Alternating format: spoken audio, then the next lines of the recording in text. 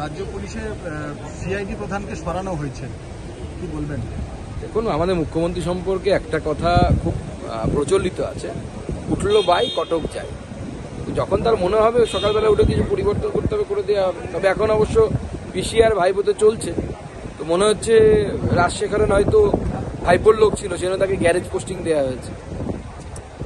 দাদা, মেডিকেল কাউন্সিলে ফের ফিরিয়ে নিয়ে আসা হলো বিরূপাক্ষ বিশ্বাস অভিক থেকে, যার বিরুদ্ধে ছাত্ররা বা ডাক্তারবাবুরা রাস্তায় নেমেছিলেন, সেই টিএমসিপি নেতাদের ফের নিয়ে আসা। না, সে তো আমি আগেই ভবিষ্যৎবাণী করেছিলাম যখন আন্দোলন চলছিল, সেই সময় যখন সব থেমে যাবে মুখ্যমন্ত্রী এদেরকে আবার ফিরিয়ে নিয়ে আসবে, এদেরকে আবার বাঁচাবে। মুখ্যমন্ত্রী কাজই হচ্ছে তাই, যে অপরাধ এবং অপরাধীদেরকে বাঁচানো। এই সরকারটাই হচ্ছে অপরাধীদের সরকার, এবং মুখ্যমন্ত্রী হচ্ছে অপরাধী তথা ক্রিমিনালসদের মুখ্যমন্ত্রী। সম্ভালে আজকে যেতে চাইছিলেন রাহুল গান্ধী, প্রিয়াঙ্কা গান্ধী, কংগ্রেসের প্রতিনিধি দল। উত্তরপ্রদেশ পুলিশ তাদেরকে বর্ডারে আটকে দিল। এই বিষয়টাতে বলা হচ্ছে যে বিজেপি সরকার পক্ষপাতিত্ব। দেখুন, প্রথমে হচ্ছে যে সম্ভালে যে সাম্প্রদায়িক সম্প্রীতি বিঘ্নিত হয়েছে, সেখানে কি আগুন ঢালার তো কোনো মানে হয় না।